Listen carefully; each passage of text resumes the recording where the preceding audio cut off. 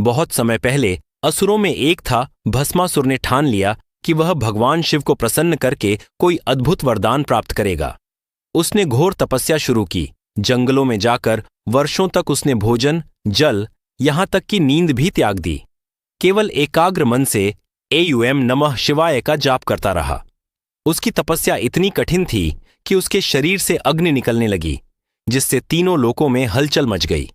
आखिरकार भगवान शिव उसके सामने प्रकट हुए। वे भस्मासुर की कठोर तपस्या से प्रसन्न होकर बोले, वत्स, मैं तुम्हारी तपस्या से प्रसन्न हूं। वर मांगो, तुम्हें जो चाहे वह वरदान दूं। भस्मासुर ने चालाकी से कहा, हे महादेव, मुझे ऐसा वरदान दीजिए कि मैं जिस पर भी हाथ रखूं वह भस्म हो जाए। शिव ने बिना अधिक सोचे समझे उसे तथास्तु कह दिया। वरदान मिलते ही भस्मासुर अत्यंत प्रसन्न हुआ, परंतु उसका मन दुष्टता से भरा था। वह सोचने लगा, अब तो मैं स्वयं भगवान शिव को भी नष्ट कर सकता हूं। यह सोचकर उसने शिव से कहा, भगवान, मैं आपके वरदान की परीक्षा लेना चाहता हूं, जरा ठहरिए। इतना कहकर उसने जैसे ही अपना हाथ शिवजी के सिर पर रखने की कोशिश की, शिव समझ गए कि यह असुर तो उन्हें ही भस्म करना चाहता है।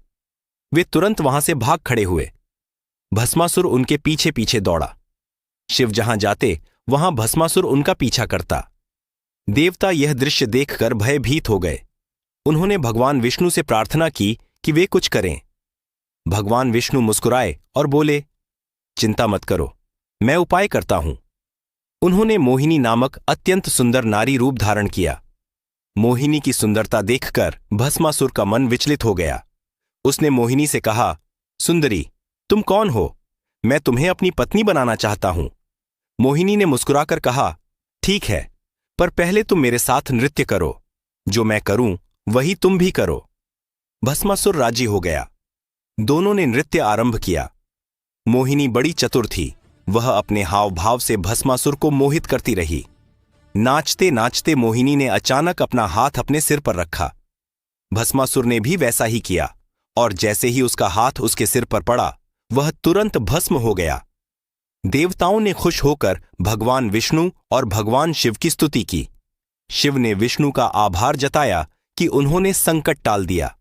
इस प्रकार भस्मासुर अपनी ही दुष्टता का शिकार हुआ। इस कथा से यही शिक्षा मिलती है कि अहंकार और बुरे इरादे अंत में स्वयं को ही नष्ट कर देते हैं।